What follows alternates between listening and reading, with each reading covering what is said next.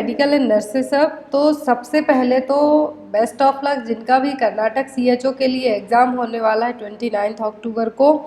और second thing कि जिनका भी अब अपकमिंग टाइम में नॉर्सेट का एग्ज़ाम होने वाला है 20 नवंबर को, तो उनके पास अब ज़्यादा टाइम नहीं है अपनी प्रिपरेशन के लिए। तो आप लोग बहुत ही अच्छे से और बहुत मेहनत करके तैयारी कीजिए। आप जहाँ से भी तैयारी करते हैं, बुक्स से, नोट्स से, यूट्यूब से या फिर कुछ अदर प्लेटफॉर्म से, जहाँ से भी आप प्रिपरेशन करते हैं, अपनी प्रिपरेशन स्ट्रॉन्ग रखिए क्योंकि आपके पास अब ज़्यादा टाइम नहीं है। ओनली 25 डेज़ ही बचे हुए हैं आपके पास। तो आपको उन 25 डेज़ में अपना पूरा नर्सिंग और जो 20 मार्क्स का GK एप्टीट्यूड है वो सभी चीज़ें कवर करनी है। तो आज के वीडियो में हमने पार्ट फर्स्ट में जो सीनियर नर्सिंग ऑफिसर का पेपर सॉल्व किया था 2018 का, उसके आगे के क्वेश्चन रहने वाले हैं। यहाँ पर क्वेश्चन नंबर 62 तक हम पार्ट फर्स्ट में सॉल्व कर चुके थे। और सुबह आज इमेज बेस्ड MCQ जो फंडामेंटल ऑफ नर्सिंग आपका एग्जाम में आएगा उससे रिलेटेड बहुत ही इंपॉर्टेंट क्वेश्चन अपलोड किए हैं, तो आप उस सीरीज़ को भी जाके देखें।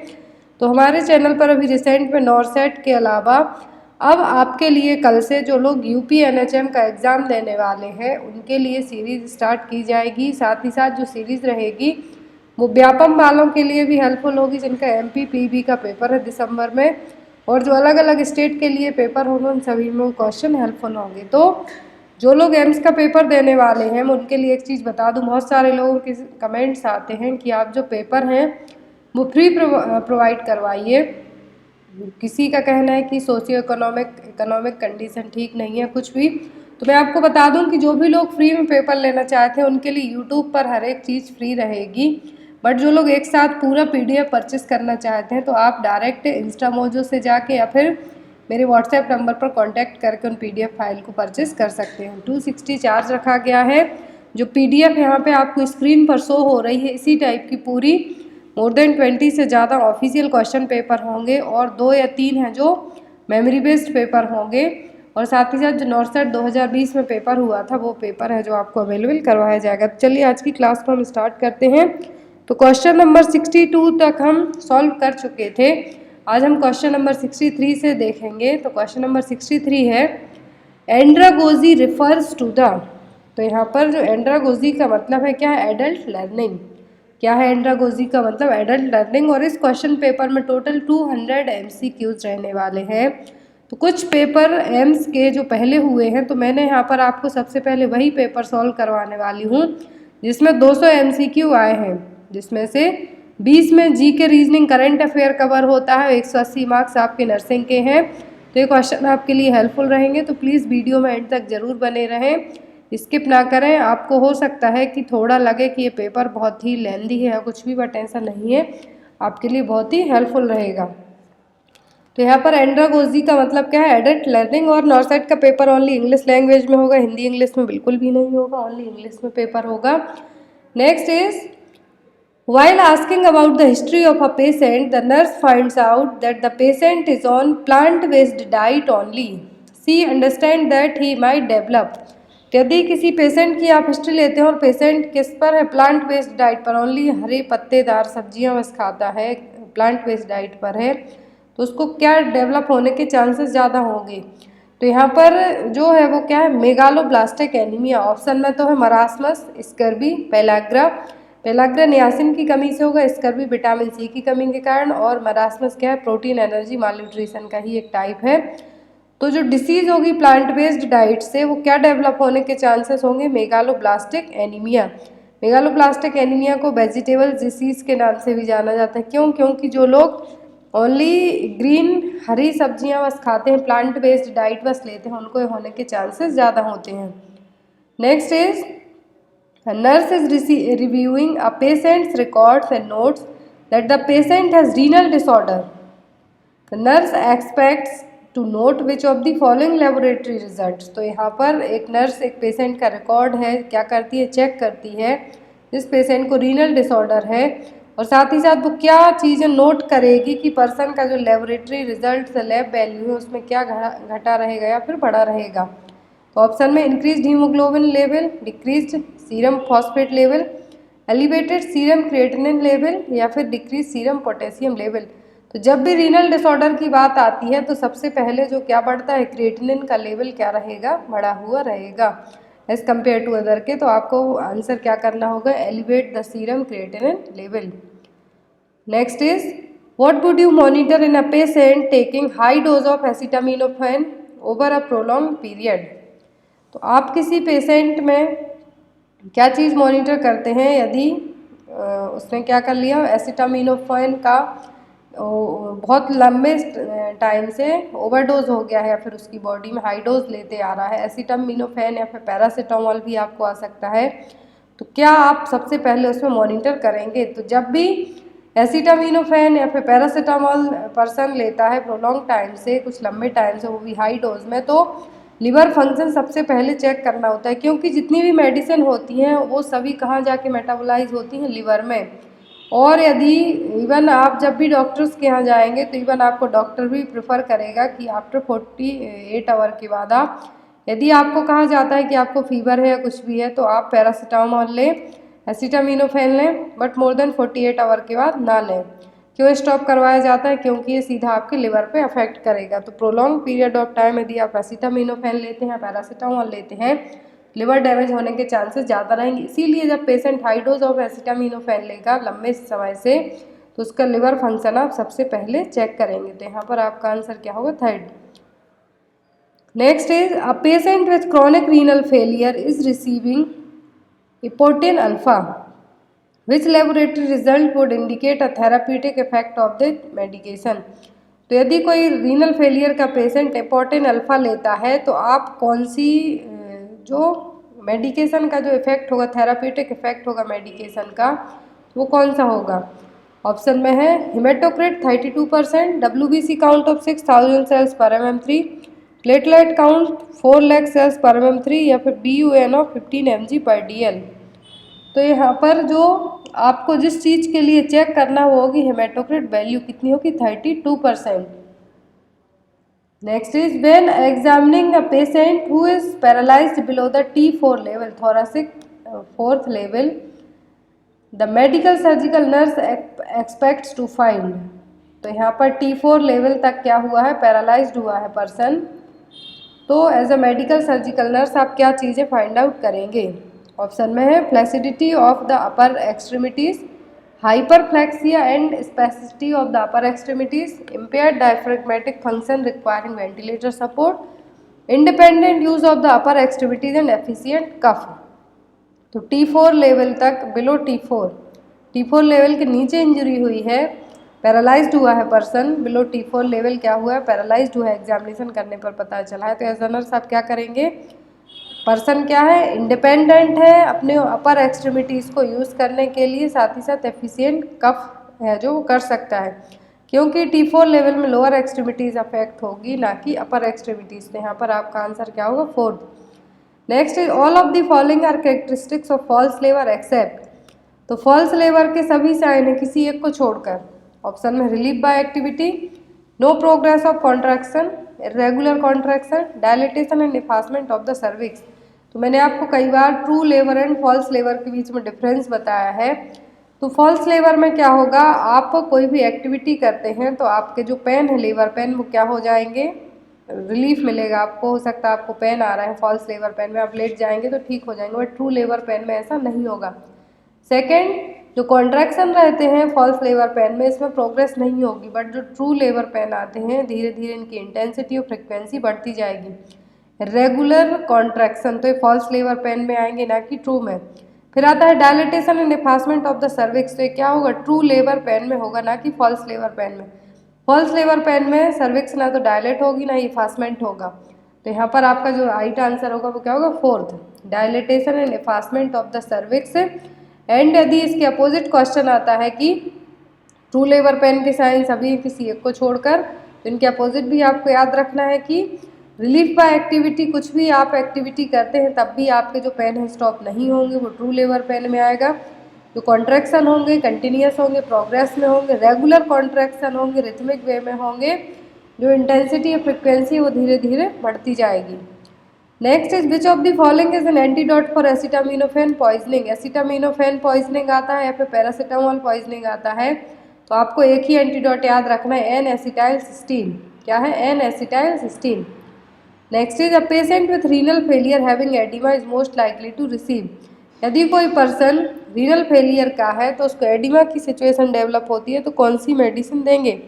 तब हम ऐसे केस में पर्सन को क्या देंगे? डाययूरेटिक्स देंगे।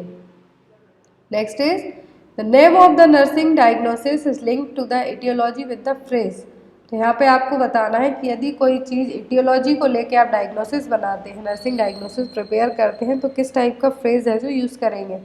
As manifested by, due to, related to या फिर एविडेंस्ड बाय। तो एटियोलॉजी के कारण हुआ है तो क्या बताना है? Related to. किसी डिसीज के कारण होता है तो ड्यू टू।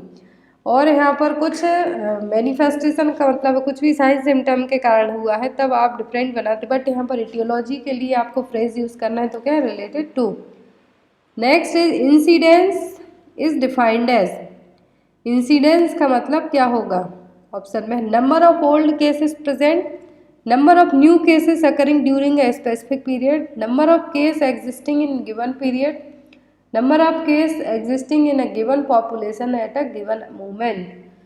तो इंसिडेंस का मतलब होता है कि एक ही टाइम पर, एक स्पेसिफिक पीरियड ऑफ टाइम पर नए केस का आना, तो क्या होगा? इंसिडेंस।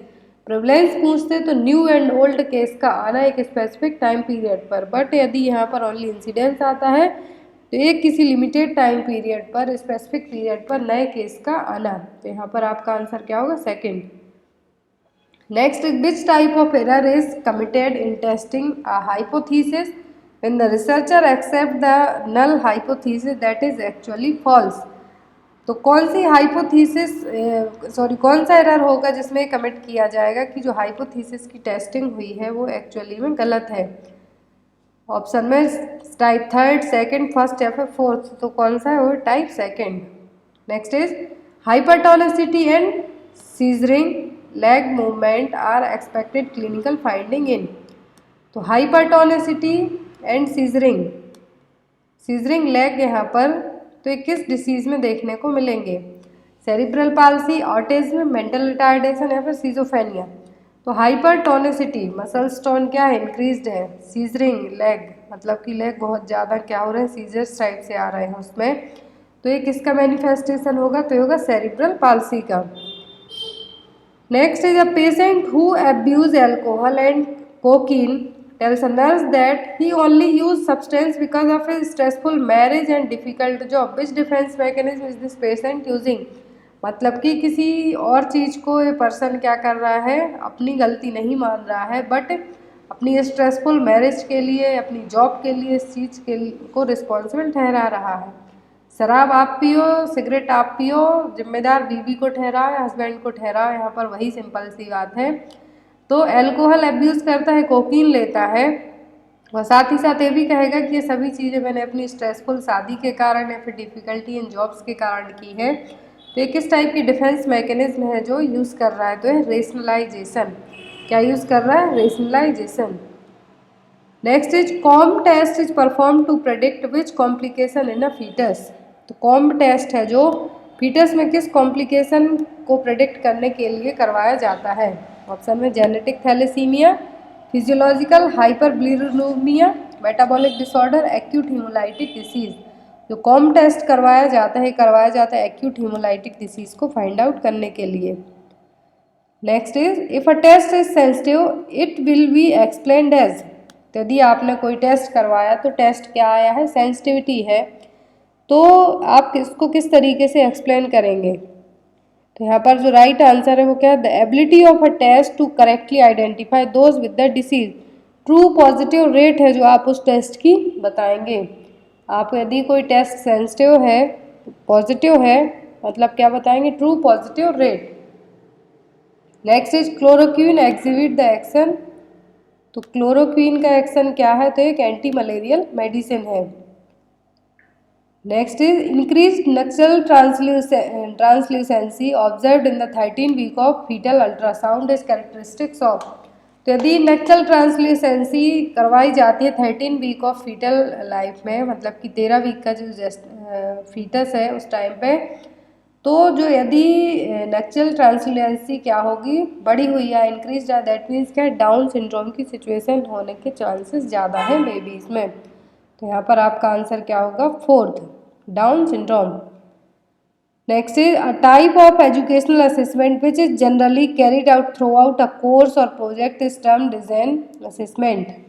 तो यहाँ पर एक आपको एजुकेशनल असेसमेंट बताना है जो कि एक कोर्स के थ्रू या फिर प्रोजेक्ट के थ्रू होगा, तो एक किस टाइप का होगा, formative assessment.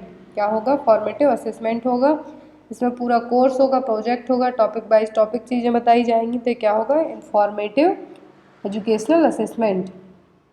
Next is a client is suffering from diabetes mellitus which of the following symptom indicated the hyperglycaemia.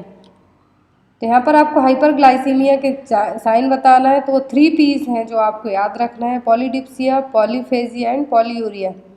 Polydipsia, polyphagia and polyuria 3 P's हैं जो याद रखना है, हाइपरग्लाइसीमिया के मोस्ट कॉमन सिम्टम है। Next is dusky hue of the vestibule and anterior vaginal wall visible at the about 8th week of pregnancy is called as. तो vestibule and anterior vaginal wall क्या हो रही है, अलग different type से देखने को मिल रही है 8th वीक की प्रेगनेंसी में, तो कौन सा साइन कहलाएगा। ऑप्शन में गॉडेल्स, चैडविक्स, हैगर्स या फिर पाल्मर। तो जो यहाँ पर साइन कहलाएगा होगा चैडविक साइन, और क्या है, प्रोबेबल साइन ऑफ प्रेगनेंसी है। गॉडेल्स, हैगर्स, पाल्मर ये सभी साइन क्या है, प्रोबेबल साइन है प्रेगनेंसी के, 8th वीक में साइन देखने को मिलेगा। Next is pain in calf of dorsiflexion of the foot, Homan sign में इंडिकेट। तो हॉमन साइन किस डिसीज में देखने को मिलता है, थ्राम्बोफ्लेबाइटिस में और डीबीटी में, डीप वेन थ्राम्बोसिस और थ्राम्बोफ्लेबाइटिस में हॉमन साइन है जो देखने को मिलेगा। तो यहाँ पर आपका आंसर क्या होगा, first. Next is parrot like repetition of words spoken by another person is known as. तो यहाँ पर आप तोते के जैसा पढ़ना, जिसको बुंदेलखंडी में बोलते हैं कि तोते जैसे पढ़ रहे हो, जैसे आपने बोला उसको तुरंत रिपीट करते जाना। तो क्या है, इकोलेलिया। इकोप्रेक्सिया का मतलब है जो आप कर रहे हैं सेम उसी को रिपीट करना। न्यूलोगिज्म का मतलब है कि आप कुछ अपना ही नया बना रहे हैं जो कि मीनिंगलेस है। तो यहाँ पर जो राइट आंसर होगा वो क्या होगा, echolalia. Next is miss Roshni is a new nurse educator of a private tertiary hospital. She conducts orientation among new staff nurse in her department. Lena, one of the new staff nurse, wants to understand the channel of communication, span of control and lines of communication. Which of the following will provide the information? तो यहाँ पर एक क्या है, private tertiary hospital में nurse educator है जो कि न्यू स्टाफ नर्स के लिए वहाँ का ओरिएंटेशन बता रही है हर एक डिपार्टमेंट का। एक लीना नाम की कोई न्यू स्टाफ नर्स है, यदि वो चाहती है कि वहाँ का channel of communication, span of control, line of communication पता चले, तो किस टाइप की इन्फॉर्मेशन है, ऑर्गेनाइजेशनल स्ट्रक्चरल इन्फॉर्मेशन, क्योंकि उसको वहाँ का हर एक चीज़ कहाँ से क्या होता है ये चीज़ें जानना है। Next is painful spasm of the hamstring muscle and resistant to further extension of the leg at the knee while flexing the hip of the recumbent patient is called। तो यहाँ पर जो साइन की डेफिनेशन बताई है, Kernig sign, जो कि meningitis, यदि आप पॉजिटिव है मेनिंजाइटिस तब देखने को मिलेगा, ब्रुजिन्स्की एंड कर्निंग साइन। तो पेनफुल स्पाज्म होगा हैमस्ट्रिंग मसल्स में, जब आप दोबारा से एक्सटेंशन की कंडीशन में लेग को ले जाएंगे और नी को फ्लेक्स करेंगे, हिप को रिकॉम्बिनेंट पोजीशन में रखते हैं, तब क्या है, Kernig sign. Next is the art of applying mock injuries for the purpose of training emergencies, response team and other medical personnel is called. तो क्या है, moulage. Next is a vehicle is an elevation of skin filled with fluid and is less than 1 centimeter diameter। तो ये क्या है, जिसमें 1 centimetre से कम diameter का होगा और इसमें फ्लूइड फिल्ड स्किन रहेगी। ऑप्शन में व्हील, वेसिकल, मैक्यूल या फिर पेप्यूल। तो 1 सेंटीमीटर से कम डायमीटर में और उसमें फ्लूइड फिल्ड सैक टाइप से बनते हैं, तो क्या है, vesicle. Next is in a lecture on sexual functioning a nurse will include the fact that ovulation occurs when the। तो आप जब सेक्सुअल फंक्शनिंग को लेके लेक्चर ले रहे हैं या फिर हेल्थ एजुकेशन देते हैं, तो ऐसे टाइम पर ओवुलेशन कब होगा ये चीज़ आप कब बताएंगे, फैक्ट कब क्लियर करेंगे। तो ऑप्शन में है blood level of LH is too high, progesterone level is high, oxytocin level is too high या फिर endometrial wall is sloughed off. तो ओवुलेशन कब होगा, जब ल्यूटिनाइजिंग हार्मोन का लेवल ब्लड में ज़्यादा होगा, ब्लड सीरम में जो ल्यूटिनाइजिंग हार्मोन का लेवल ज़्यादा होगा तब ओवुलेशन की प्रोसेस होगी। तो ये फैक्ट आप है जो बताएंगे अपनी सेक्सुअल फंक्शनिंग का जो लेक्चर ले रहे हैं उसमें। Next is to decrease bradyarrhythmias in children during endotracheal intubation succinylcholine is given along with.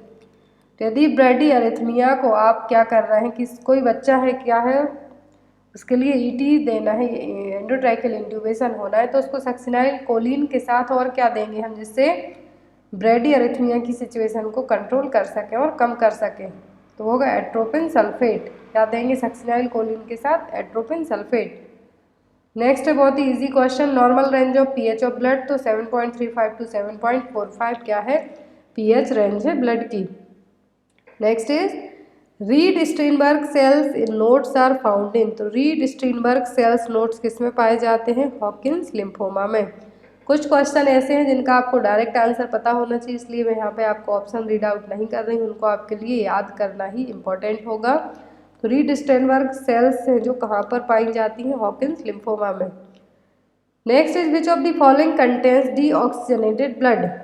तो डीऑक्सीजनेटेड ब्लड को कौन कैरी करता है? ऑप्शन में सबक्लेवियन आर्टरी, अओर्टा, पल्मोनरी वेन या फिर पल्मोनरी आर्टरी।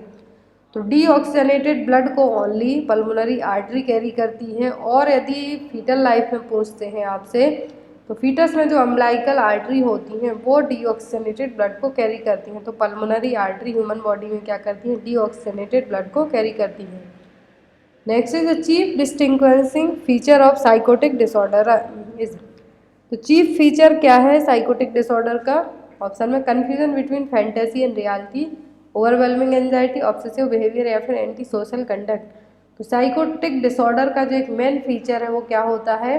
आप अपना जो कन्फ्यूज़न है आपका वो कैसा होगा? रियलिटी से बिल्कुल फैंटेसी और रियलिटी के बीच में आप इतने ज़्यादा कन्फ्यूज होंगे कि आपको कुछ समझ में ही नहीं आएगा। तो यहाँ पर आपका आंसर क्या होगा? फर्स्ट।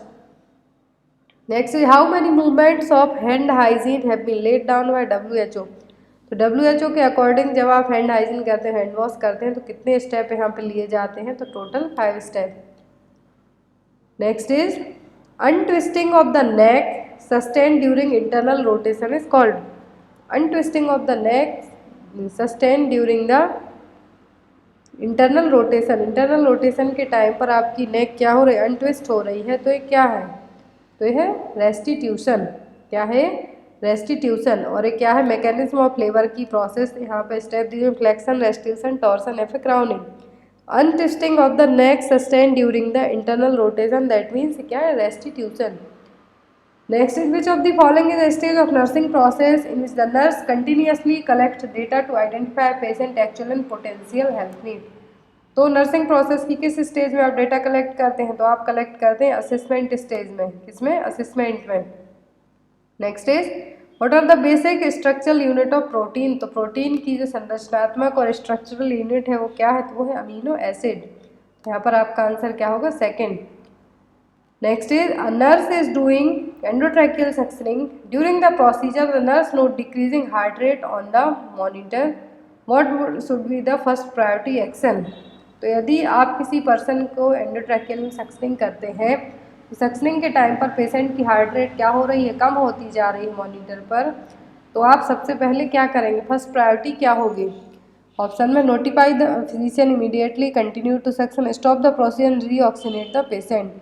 यदि ऐसे केस में पेशेंट की हार्ट रेट कम हो रही है, पेशेंट एंडोट्रैकियल सक्शनिंग हो रही है, तो एज अ नर्स आपकी फर्स्ट प्रायोरिटी होगी कि उसको क्या करें? आप प्रोसीजर को स्टॉप करके तुरंत ऑक्सीजन है जो प्रोवाइड करो, रीऑक्सीजनेट करें पेशेंट के लिए। तो यहाँ पर आपकी फर्स्ट प्रायोरिटी यही होगी। Next is the maintenance provided by husband to his divorced wife is called. तो जो डिवोर्स होता है उसमें क्या होता है? डिवोर्स में जो हस्बैंड है अपनी वाइफ को कुछ मेंटेनेंस देगा, कुछ पैसा देगा, कोई हर मंथ देता है, कोई एक साथ इकट्ठा दे देता है, तो क्या कहलाता है? एलिमनी। क्या कहलाता है? Alimony. Next is rare condition in which separate personality exist in the same person is called. तो एक ऐसी रेयर कंडीशन जिसमें क्या होगा? एक ही सेम पर्सन में दो अलग अलग टाइप की पर्सनालिटीज़ देखने को मिलेंगी। तो ये क्या है? ऑप्शन में है somatoform disorder, delusion, schizophrenia, dissociative identity disorder. तो सेपरेट पर्सनालिटी होंगी एक ही पर्सन में, तो ये क्या कहलाएगा? Dissociative identity disorder. Next is the pace maker of the heart, तो हार्ट का पेस मेकर सबको पता है, तो क्या है, S A node, sinoatrial node. Next is a nurse enters the room of a patient with a cognitive impairment disorder and ask what day of the week it is, what the date month and year are, where is the patient is, the nurse attempting to assist. यदि आप किसी cognitive impairment disorder वाले patient के room में जाते हैं तो आप उससे सब पूछेंगे कि आज कौन सा दिन है, कौन सा वीक है, आप कहाँ पर हैं, कौन सा साल है, कौन सा महीना है, ये सभी चीज़ें आप पूछ रहे हैं. दैट मीन्स आप क्या कर रहे हैं, पर्सन का ओरिएंटेशन लेवल चेक कर रहे हैं. तो यहाँ पर आपका आंसर क्या होगा, third. Next is which of the following pathophysiological process is involve in multiple sclerosis. तो मल्टीपल स्क्लेरोसिस में कौन सा है जो पैथोफिजियोलॉजिकल प्रोसेस इन्वॉल्व होगी. तो मल्टीपल स्क्लेरोसिस में क्या होगा, जो माइलिन शीथ है वहाँ पर डीमाइलिनेशन की प्रोसेस होना स्टार्ट हो जाएगी, जिसके कारण नर्व ट्रांसमिशन भी स्टॉप होगा और अदर सिचुएशन क्रिएट होंगी. तो मल्टीपल स्क्लेरोसिस में आपका जो पैथोफिजियोलॉजिकल प्रोसेस आती है वो क्या, development of demyelination of myelin sheath and interfering with the nerve transmission. Next is compression to ventilation ratio in adult with two rescuer पूछा है तो 15/2. Next is the Hawthorne study to determine the relationship between the intensity of illumination and workers productivity was done by. तो Hawthorne study के according relationship है intensity of illumination and workers का जो productivity पर ये किसने दिया था, तो दिया था एल्टन मायो ने. Next is a nurse teach the pregnant client to perform Kegel exercise. Which statement meant by the client indicate an understanding of the purpose of these type of exercise. तो यदि आप Kegel exercise के बारे में बताते हैं किसी pregnant lady को तो क्लाइंट कैसे कहेगा कि उसको ये चीज़ समझ में आ गई है. Exercise will help strengthening the pelvic floor in preparation for delivery. Exercise will help prevent urinary tenderness, prevent oedema या फिर रिड्यूस यूट्राइन कॉन्ट्रैक्शन. तो एक पॉइंट याद रखना, कीगल एक्सरसाइज का क्वेश्चन आता है तो पेल्विक फ्लोर मसल को स्ट्रॉन्ग करने में, जो मसल्स की टोन है उसको इंक्रीज करने में हेल्प करता है क्या, कीगल एक्सरसाइज. तो यदि कीगल एक्सरसाइज को क्वेश्चन आता है तो आपको यदि पेल्विक फ्लोर मसल स्ट्रॉन्ग आता है तो आपको उसके लिए बिल्कुल मार्क कर देना है बिना कुछ सोचे समझे, क्योंकि कीगल एक्सरसाइज का एक मेन काम यही है. Next is an 18-month-old infant hospitalized with a severe asthma attack is given prednisone 15 mg per oral BID. The nurse should. तो यदि कोई 18 महीने का पेशेंट अस्थमा अटैक का हॉस्पिटल आया, उसको प्रेडनिसोन दिया गया है, तो एज अ नर्स आप क्या करेंगे, तो प्रेडनिसोन का जो काम होगा वो क्या होगा, prevent exposing the child to infection. तो यहाँ पर बच्चे यदि प्रेडनिसोलोन दिया गया उसके लिए तो एज अ नर्स आपकी फर्स्ट प्रायोरिटी क्या होगी कि बच्चे के लिए आप इन्फेक्शन से प्रिवेंट करने की कोशिश करेंगे.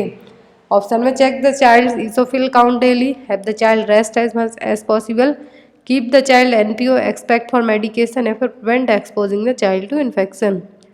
Next all of the following are vector borne disease except.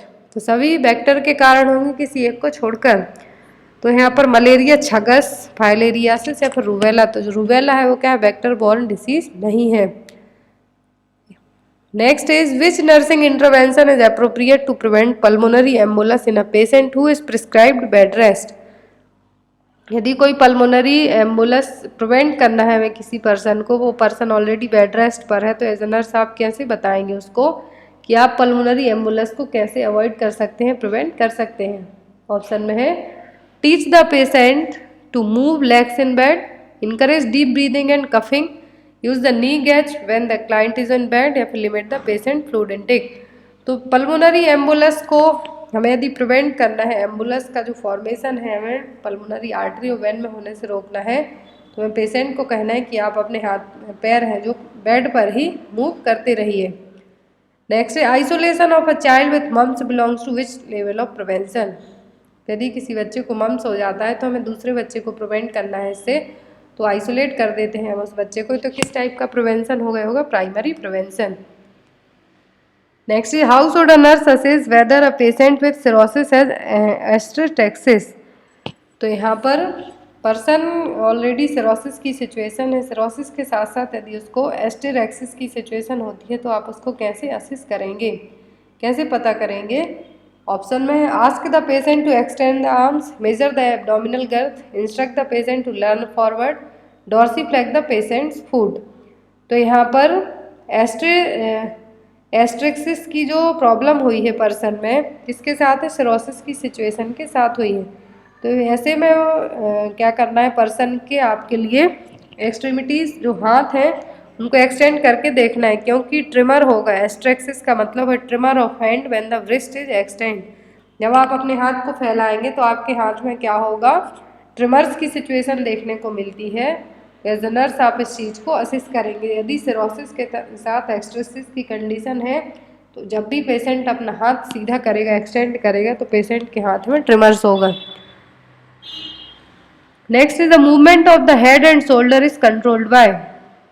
तो हेड और शोल्डर का जो मूवमेंट है कौन सी नर्व कंट्रोल करती हैं, तो ये करती है accessory nerve. Next is nurse should understand that electroconvulsive is primary used in psychiatric care for the treatment of. तो जो ईसीटी है किस पेशेंट में यूज की जाती है, तो ईसीटी कब दी जाती है, जब पर्सन मेडिकेशन से ठीक ना हो रहा हो, देन आफ्टर ईसीटी प्रेफर की जाती है। और ईसीटी किस में दी जाती है, डिप्रेशन के पेशेंट में।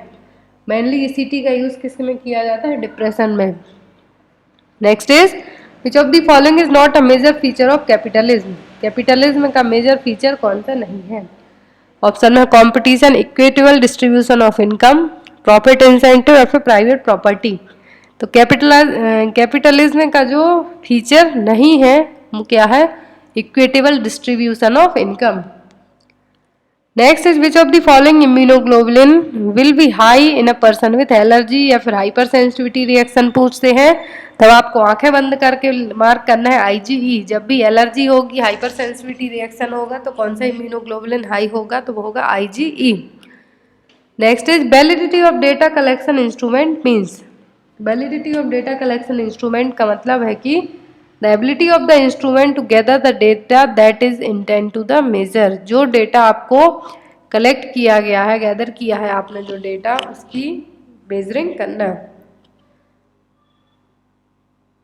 Next is which of the following is done one of the most popular and useful way of showing activities displayed against time, where on the left side is list of the activities represented by a bar and along the top is time scale reflecting the starting date, duration and end date of the activity।